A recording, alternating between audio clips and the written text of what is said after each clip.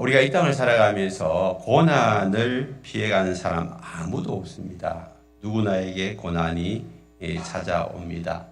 그러면 이 고난이 찾아오는 것을 우리가 당연히 인정한다면 왜 나에게 이런 고난이 찾아오냐고 묻기 전에 이 고난을 어떻게 대처해 갈 것인가, 이 부분에 대해서 우리가 참 생각하는 것이 중요합니다. 이 고난이 나에게 찾아왔을 때 이 고난의 의미가 뭔가, 의미가 뭐고, 그럼 나는 어떻게 이 고난을 대처해 가야 되는가, 이 부분에 우리가 집중하는 것이 중요합니다. 우리가 어떻게 보면 살아가는 모든 것이 고난의 연속이죠. 사실은 우리가 결혼을 하는 것도 고난의 시작입니다. 혼자 살 때는 잘 몰랐는데 결혼하고 나면 두 사람이 마음을 맞춰야 되죠. 그 다음에 좀 이따가 아기가 태어나면 그 아기를 키워내야 합니다. 키워내야. 그래서 아기를 키워내는 것이 쉬운 일이 아니잖아요. 부모 입장에서 이 어머니가 아기가 임신되어지고 난 다음에 10달 동안 아기를 뱃속에서 품어내는 게 사실은 고난입니다. 태어나고 난 다음에 그 아이를 좀 먹이고 재우고 입히고 키우고, 이게 다 부모에 있는 고난이죠. 고난. 근데 그 고난을 우리가 묵묵히 감당하는 이유가 뭐예요? 고난 이후에 기쁨이 있고요. 아기를 키워가는 데서 순간순간마다 기쁨이 찾아오잖아요. 그리고 나중에 그 아이가 훌륭하게 잘 클 것을 기대하고 이제 이렇게 아이를 키워내는 것을 보게 됩니다. 우리의 모든 삶 속에서 이제 현재가 고난이지만 앞으로 찾아올 그 미래의 영광을 우리가 기대하기 때문에 고난을 감당해 낼 수가 있는 것이죠. 오늘 본문에 보면 예수님도 이 땅에 고난을 받기 위해 오셨습니다. 사실은 하늘의 영광을 다 부르셨어요. 하늘의 영광은 고난이 없어요. 천국을 말씀하실 때 요한계시록에서 그곳은 슬픔도 없고 눈물도 없고 고통도 없고 아픔도 없고, 우리가 지금 고난당하는 모든 것들이 다 없어져요. 하늘에는 평화와 기쁨과 행복이 흘러 넘치는 곳이 천국이라면 예수님은 그곳에 계시다가 왜 이 땅에 오셨어요? 이 땅은 고난의 연속인데 왜 오셨어요? 사명을 위해서 오셨잖아요. 사명. 사실은 사명을 감당하기 위해서는요, 고난을 받게 되어 있어요. 군인들을 보십시오. 군인이 특수부대에 가면요, 얼마나 고생하는지 몰라요. 특수 사명을 감당하기 위해서, 특수 임무를 감당하기 위해서 그들은 엄청난 고난의 훈련을 받게 되는 것이죠. 예수님이 이 땅에 오신 목적은 고난이 목적이 아니었잖아요. 그가 사명이 목적이었어요. 사명을 감당하려면 반드시 고난은 동반되어지는 거예요. 고난은 필수 코스입니다. 고난 없이는 영광도 없는 거예요. 그래서 영어 속담에도 no pain, no crown이라고 하잖아요. 고난이 없이는, 여러분 인내 없이는 영광도 없다는 것이죠. 우리의 삶 속에서 여러분 찾아오는 이 고난은 과정일 뿐이에요. 과정. 그 찾아온 어떤 모양의 고난이라 할지라도 그 고난을 우리가 잘 인내하며 이겨나가는 그것이 중요하다는 것입니다. 예수님이 이 땅에 오셔서 하늘의 영광을 누리려고 하신 것이 아니고 그분은 십자가의 길, 고난의 길을 걸어가셨습니다. 예수님은 이 영광의 이 놀라운 순간이 나중에 찾아온다는 사실을 알기 때문에 현재의 고난을 자청하고 이렇게 오셨습니다. 어떤 영광이 찾아오나요? 예수님이 십자가에서 죽으시고 부활하심으로 인해 가지고 모든 인류들이 구원을 얻는 길을 열어놨잖아요. 그래서 저와 여러분들이 예수 믿고 구원을 얻는 그런 놀라운 축복의 길을 우리가 얻게 된 것입니다. 그 길을 열기 위해서 예수님이 오셨고 예수님이 그 길을 묵묵히 지금 걸어가고 있습니다. 오늘 본문도 예수님이 이제 올라왔어요. 12절에 보니까 그 이튿날에는 명절에 큰 무리가 예수께서 예루살렘으로 오신다는 것을 들었어요. 예수님이 이제 마지막 6월절이었어요. 예루살렘에 왜 오실까요? 십자가에 죽으시려고. 죽기 위해서 예수님이 예루살렘에 지금 올라오고 있습니다.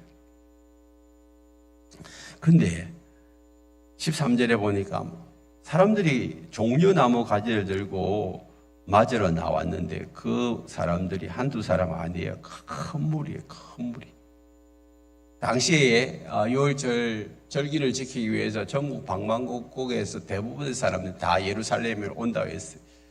그 예루살렘에 오는 무리들을 요세푸스 그 학자가 이렇게 대충 200만 명 정도 될 거라고 그렇게 추측을 하고 기록하고 있는데, 뭐 예루살렘에 올라온 사람들이 뭐 사마리아 또 이 유대 뿐만 아니라 이 헬라 지역에 있는 주변에 있는 많은 사람들이 다 이렇게 올라오고 있었어요. 그 수많은 사람들이 예수님이 예루살렘에 온다는 소문을 듣고 종려나무 가지를 흔들기 시작해서, 종려나무 가지는 옛날에 왕이나 군대 장관이 이제 전쟁에서 이기고 돌아올 때 사람들이 막 프레이드 하는 거예요. 흔들면서 축하하고 환영하는 의미에서 막 흔드는 그게 종려나무 가지인데, 예수님이 온다는 소식을 듣고 사람들은 종려나무 가지를 어디서 다 구해와서 예수님을 향해서 이제 막 흔들기 시작하는 것입니다. 그리고 그들은 이렇게 외칩니다.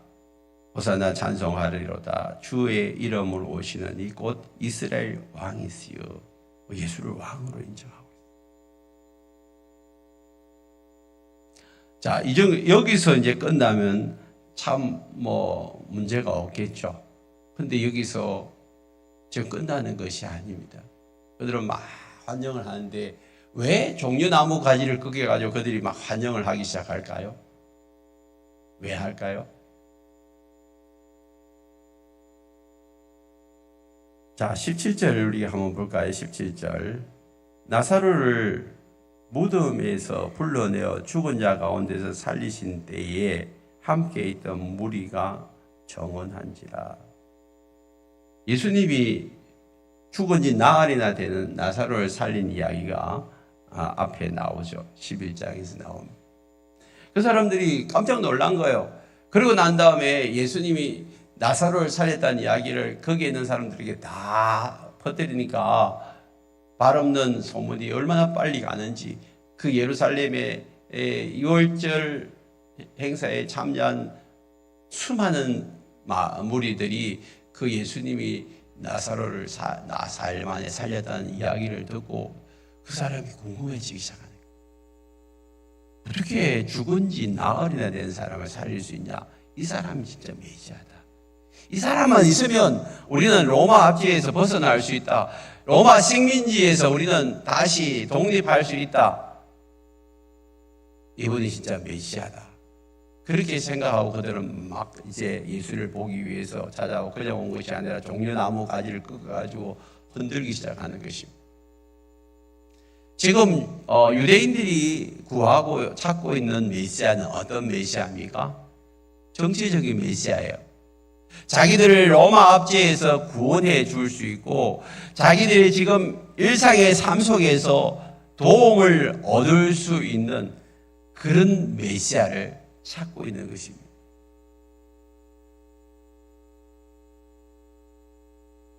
그런데 예수님은 어떻게 예루살렘에 입성하고 있어요?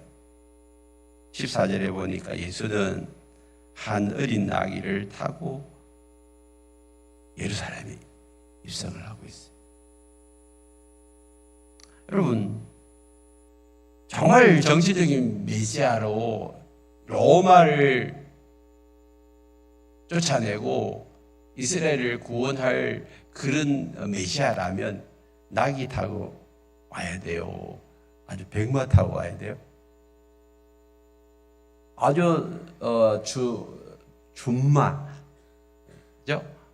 아주 보기도 그냥 아주 넘넘한 그런 말을 타고, 그것도 흰 말을 타고 와야, 왕들이 탄 그런 말을 타고 와야 뭔가 이렇게 폼이 나지 않습니까? 뭔가 어울리지 않습니까?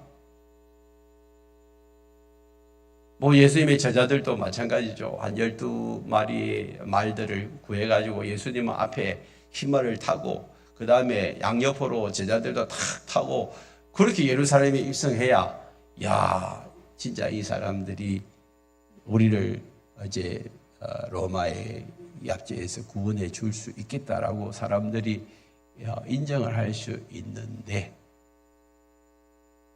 예수님의 12제자는 그냥 쫄쫄쫄쫄 예수님을 따라오고 있고, 또 예수님은 나기도 어미 나기도 아니고 이제 막 이제 좀 자라가지고 짐을 실을 수 있는 그런 이제 성인이 낙이 되기 전에 그 정도의 그런 낙이 새끼를 타고 예수님이 이제 들어오기 시작합니다.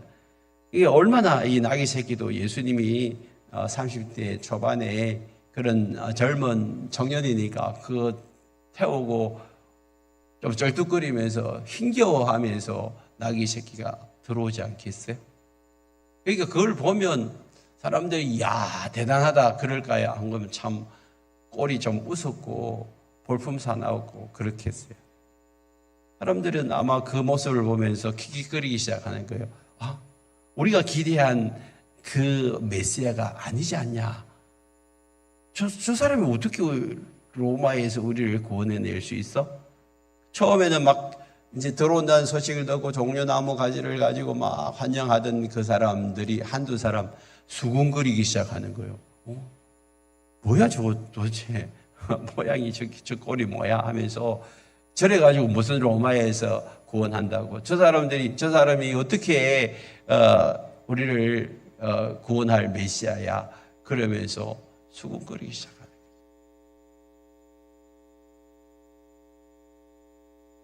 자, 그렇다면 예수님은 왜 그렇게 하셨을까? 왜 그렇게 하셨어요?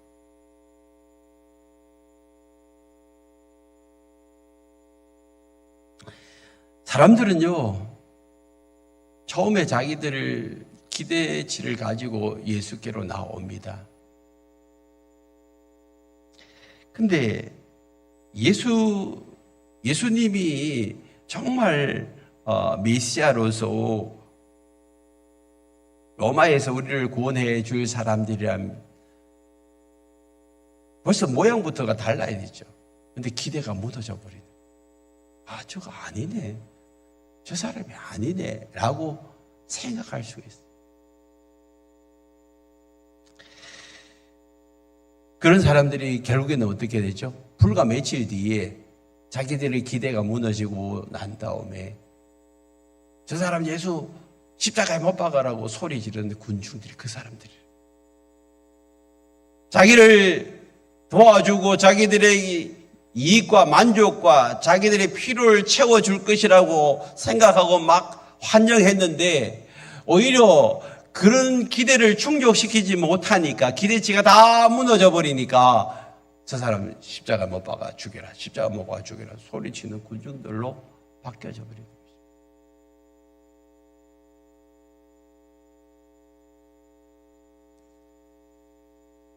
여러분, 오늘 우리의 삶 속에서 예수를 믿고 신앙생활을 하는데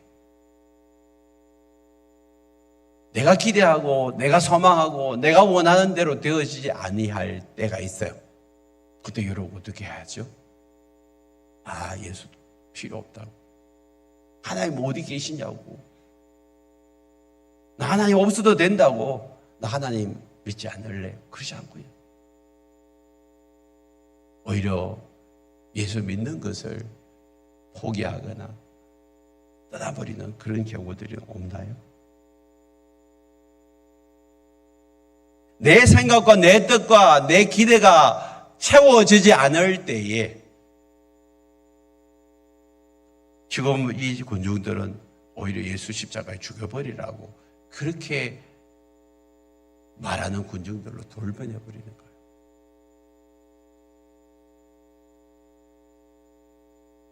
오늘 우리의 삶 속에서 신앙생활은 내 생각, 내 기대, 내 뜻을 이루어 드리기 위해서 하는 게 아니란 말이에요. 내 만족과 내 유익을 위해서 신앙생활 하는 것이 아니라는 것입니다. 우리는 너무 작은 것을 보고 있어요. 너무 작은 것. 하나님이 우리를 향하신 그 계획은 너무 크신데 우리는 너무 눈앞에 있는 것만 바라보고 있는 것.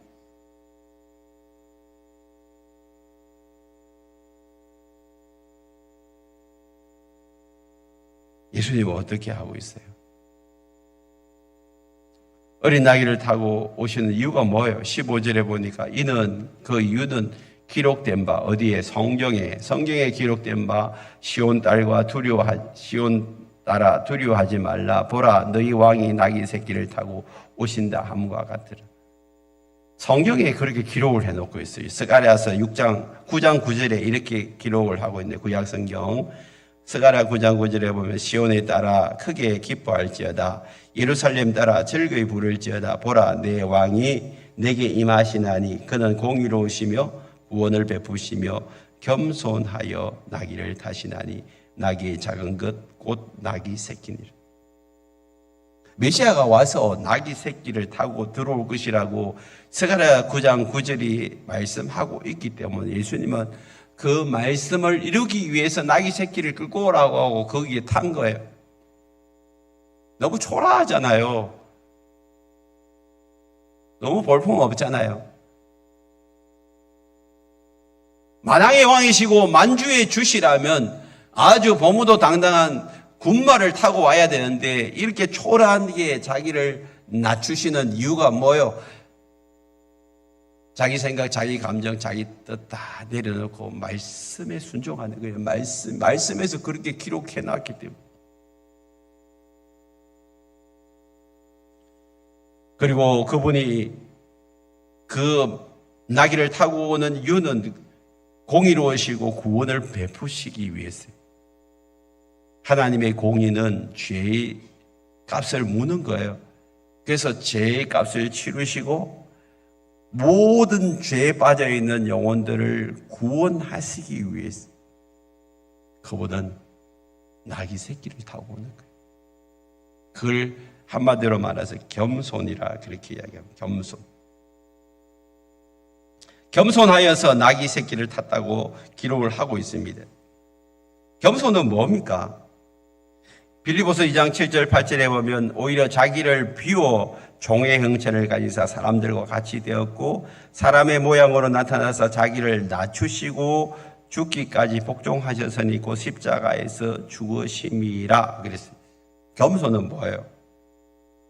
자기를 비우는 게 겸손이에요. 자기 생각, 자기 뜻, 자기 계획 이걸 비워내는 것이 겸손이란 말이에요. 비워내는 거.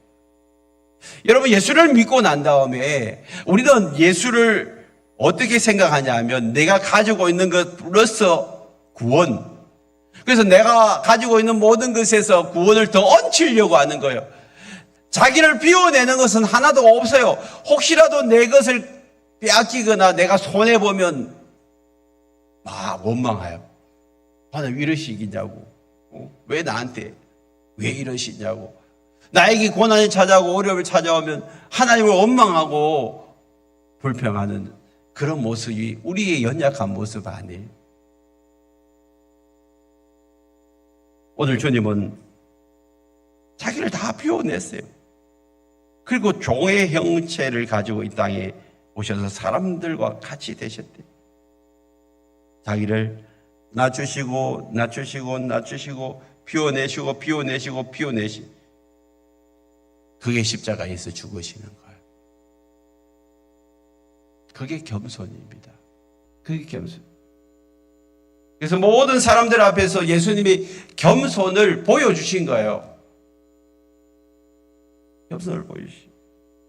우리 안에 이 겸손이 있는지 돌아보셔야 합니다. 지금 나는 예수를 믿으면서 뭘 비워내고 있습니까?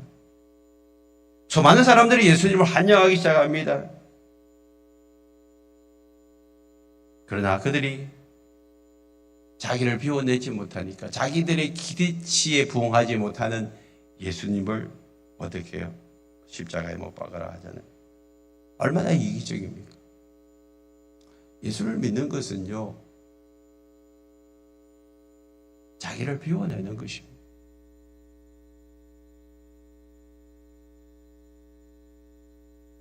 오늘 우리가 이 예배자로 와 있습니다. 자기의 소원을 가지고 왔어요.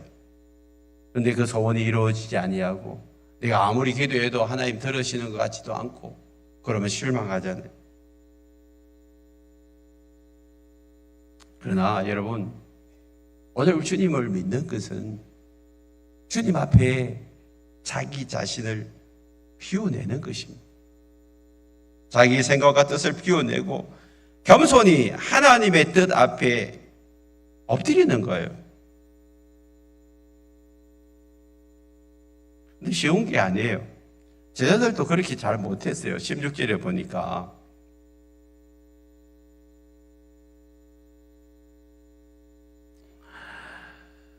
제자들은 처음에 이 일을 깨닫지 못했어요. 왜 낙이 새끼를 타고 오는지 이해를 못했어요.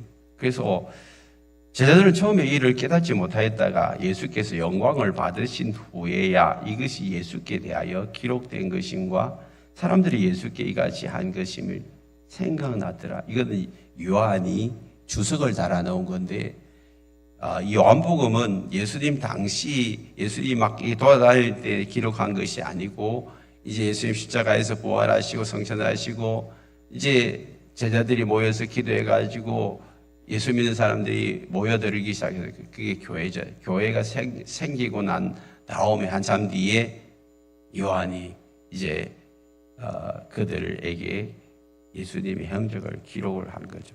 이 사건이 지나고 한참 뒤에 이 성경을 기록하면서 그때 제자들이 예수님이 나귀 새끼 타고 오는 것을 이해 못했다. 나도 이해 못했다. 나도 이해를 못했다. 왜 그렇게 하시는지. 그런데 예수님이 십자가에서 죽으시고 부활하시고 난 다음에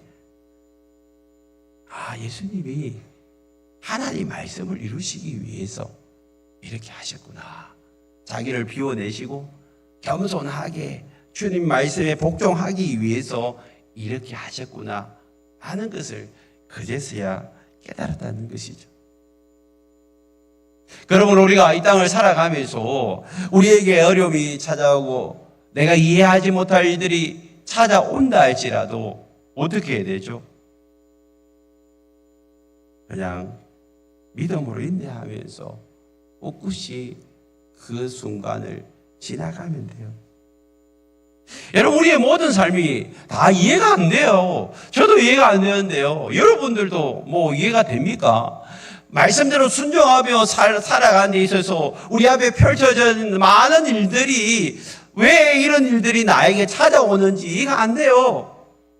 그렇지만 하나님의 뜻과 계획이 있기 때문에 그냥 하나님 바라보면서 지금은 당장 이해가 안 되어지더라도 나중에 살아생전에 안 되어지면 죽어서라도 천국 가서라도 거기 가면 모든 것이 답이 있어요. 모든 것이. 그때까지 우리는 어떻게 해요?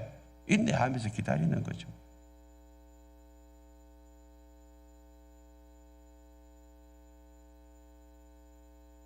사람들은 죽은 나사로를 살린 그 이에 대해서 너무 신기하고 너무 놀라워가지고 사람들이 벌떼같이 밀려들었지만 예수님의 그 몰골과 행색을 보고 난 실망하고 저 사람이 우리를 구원해 줄 사람이 아니구나 라고 생각하고 정치적인 메시아를 기대했는데 그게 안 되니까 다들 실망하고 뿔뿔이 흩어져 버리던 그런 모습을 보게 됩니다.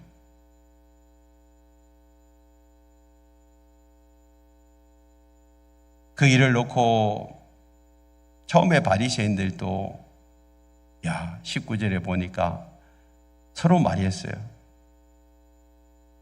볼지어다 너희 하는 일이 쓸데없다. 온 세상 사람들이 그를 따른다. 처음에 볼 때는 사람들이 막 예수를 따라가는 것처럼 보였는데 나중에 어떻게 되죠? 기대를 저버린 그들이 원하는 그 메시아상이 아닌 또 다른 모습으로 그들에게 찾아오는 예수님을 보고 실망해버린. 결국에는 뭐예요? 바리새인들도 걱정했지만 걱정할 게 아니야. 좀 이따가 자기들 편, 대제사장 편에 서가지고 예수를 십자가에 못 박아 죽이라고 외치는 그런 군중들로 돌변했어요. 그에 반해서 명절에 올라온 헬라인 몇 사람이 있었어요. 그 사람들이 예수를 좀 만나고 싶은 거예요. 왜요? 왜 예수님이 이렇게 하시는지에 대해서 너무 궁금한 거예요. 자기 조상 알렉산더 대왕은 아주 그냥 보무도 당당하게 준말을 타고 많은 군사들과 함께 와서 이 땅을 정복했는데 왜 예수님은 이렇게 하시냐고 그렇게 물어보고 싶은 거예요. 그래서 예수님께 왔어요. 그때 예수님이 이렇게 대답해 줬어요. 23절에 보니까 인자가 영광을 얻을 때가 왔도다. 인자가 영광이 얻을 때, 이게 뭐예요? 영광을 얻을 때가 뭘 이야기하는 것일까요? 십자가에서 죽으시고 3일 만에 부활하시는 때를 이야기하는. 예수님이 십자가에서 죽으시고 3일 만에 부활하신 그 영광의 때가 이를 때가 됐다는 것입니다. 그러기 위해서 예수님이 내가 왔다. 그러고 난 다음에 24절에서 뭐라고 하죠? 내가 진실로 너희에게 이르노니 진실로 진실로 너희에게 이르노니 한 알의 밀이 땅에 떨어져 죽지 아니하면 한 알 그대로 있고 죽으면 많은 열매를 맺느니라. 여기 말하는 한 알의 밀이 누굴까요? 예수님이에요. 예수님. 내 예수는 지금 죽으러 온 거야. 죽으러. 뭐 전쟁해가지고 로마 압지에서 이렇게 너희들을 해방시키러 온 것이 아니고 나는 너희들 위해서 죽으러 왔다. 그런데 여기 보니까 한 알 그대로 밀이 땅에 떨어져 한 알 그대로 있으면 아무 일도 일어나지 않지만 죽으면 많은 열매를 맺느니라. 씨를 심었어요. 그 씨가 이제 싹이 나서 이렇게 올라오기 위해서는 그 땅 속에서 그가 죽어야 돼. 그래서 거기 갈라지고 그래서 싹이 올라오는 것처럼 내가 예수님이 이 땅에서 지금 십자가에서 죽으러 오셔가지고 죽음으로 말미암아 수많은 사람들을 지금 열매 맺게 하기 위해서 왔다라고 지금 이야기를 하고 있는 것입니다. 이게 기독교의 핵심 진리예요. 기독교는요, 희생 없이는 생명을 얻을 수가 없어요. 희생을 통한 생명을 얻는 이 핵심 가치가 바로 기독교입니다. 그런데 사실은 이거는 자연 만물 속에 다 배어 있잖아요. 우리도 여러분 자녀를 어떻게 양육하셨어요? 희생하셨잖아요. 부모의 희생을 통하여서 자녀가 태어나고 부모의 희생을 통하여서 자녀가 자라나는 거예요. 그래서 한 영혼이 여러분 부모의 희생을 통하여서 이 땅에 태어나잖아요. 이 자연이치가 여러분 우리 기독교 안에서 똑같아요. 우리의 희생이 없이는 어떤 영혼도 여러분 구원받을 수가 없는 거죠. 우리 한 사람 한 사람을 통하여서 한 영혼을 주님께로 인도하기를 원하고 여러분의 희생과 헌신적인 섬김을 통하여서 그 영혼이 자라나는 거잖아요. 그런 의미에서 여러분 목장이 필요한 것이고 목자 목녀가 그 역할을 감당하고 있는 것입니다. 저는 목자 목녀들 이 천국 가서 하늘의 큰 상급을 받게 될 줄 믿습니다.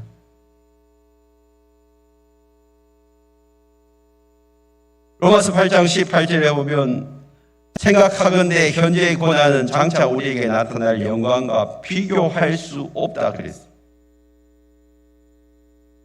고난은 영적으로 성숙시키는 서성입니다. 고난을 통해서 우리의 영적 성숙이 일어나게 되어 있어요. 고난 그 자체로 보면 안 돼요. 먼 미래에 우리에게 나타날 그 영광을 우리가 바라보면서 현재의 고난은 하나의 과정에 속한 것이라고 생각해야 돼요. 고난은 희생을 동반합니다. 고난은 헌신을 요구하고 있습니다.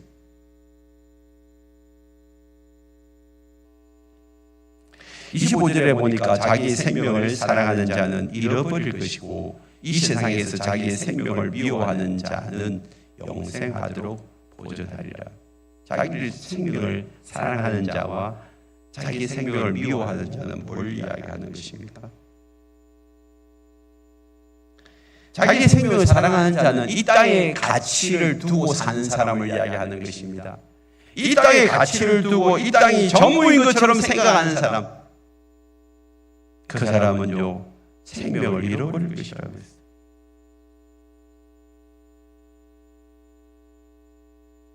이 땅의 것들을 다 잃어버리고 나서 후회하게 되는 것입니다. 그러나 이 세상에서 자기의 생명을 미워하는 자는 자기를 희생하고 자기를 헌신해서 영혼 구원하고 제자 삼는 일을 하는 사람, 그 사람은 뭐 하라고 해야 합니까? 자기의 생명을 영생하도록 보존한다는 것입니다. 그러므로 오늘 결론이 이거예요. 26절에 보면 사람이 나를 섬기려면 나를 따르라 그랬어요.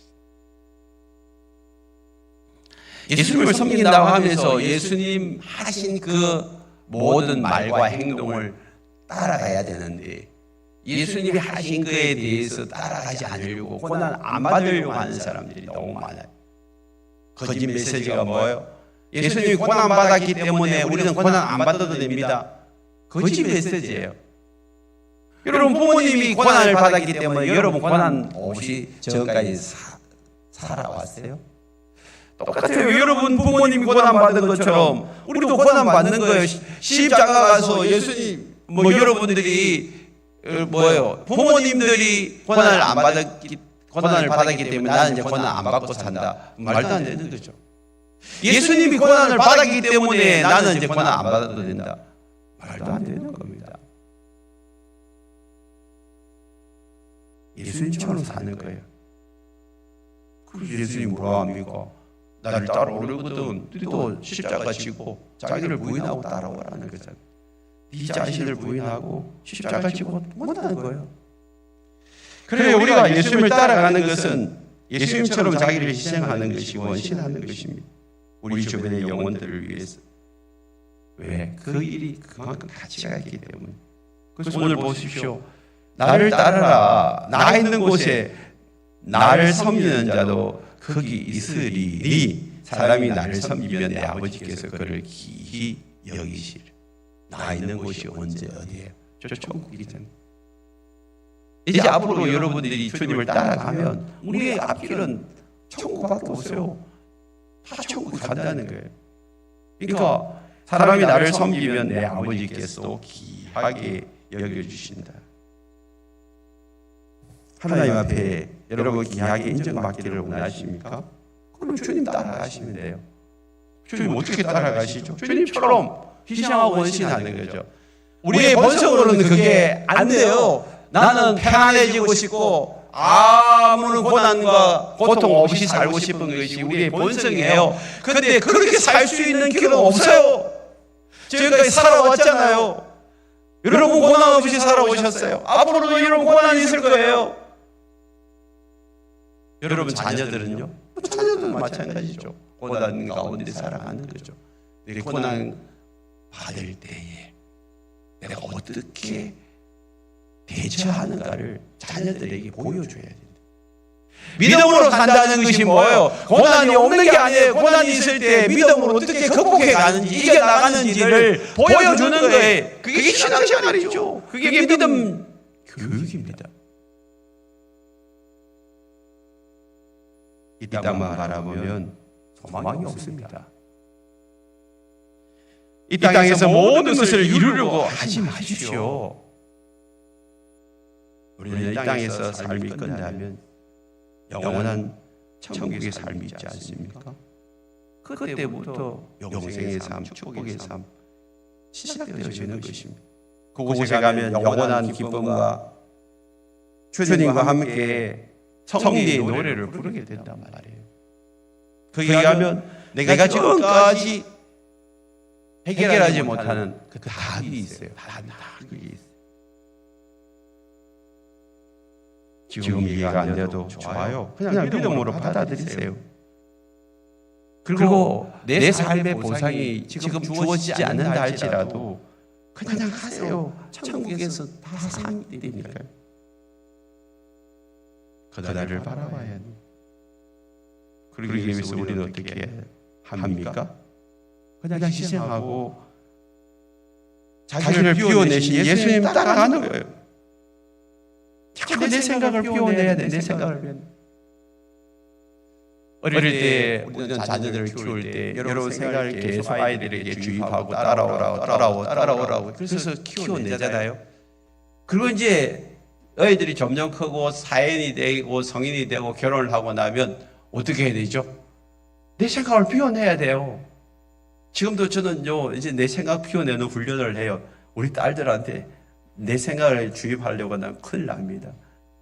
그래서 자꾸 생각을 비워내고 그들의 생각을 인정해주고 그냥 받아주고 그 훈련을 지금 해나가는 거예요. 나이가 들수록 자기 생각을 비워내지 않으면요 자녀들하고 계속해서 충돌하니까 자꾸 충돌해. 자기를 비워내야 돼. 자기를 비워내야 돼. 그게 성숙이에요. 그게 성숙.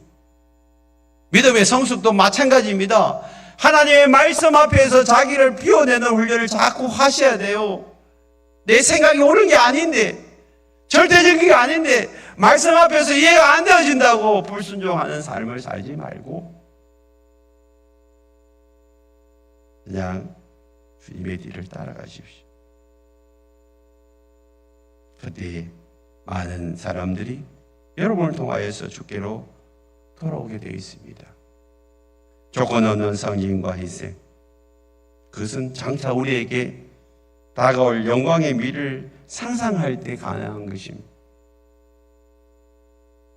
현재 우리 앞에 있는 고난을 묵묵히 이겨낼 수 있는 비결은 이것밖에 없어요. 우리에게 나타날 그 영광, 비교할 수가 없는 거예요.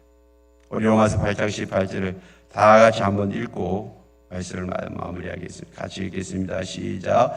생각하건대 현재의 고난은 장차 우리에게 나타날 영광과 비교할 수 없어. 다시 한번 생각하건대 현재의 고난은 장차 우리에게 나타날 영광과 비교할 수 없다.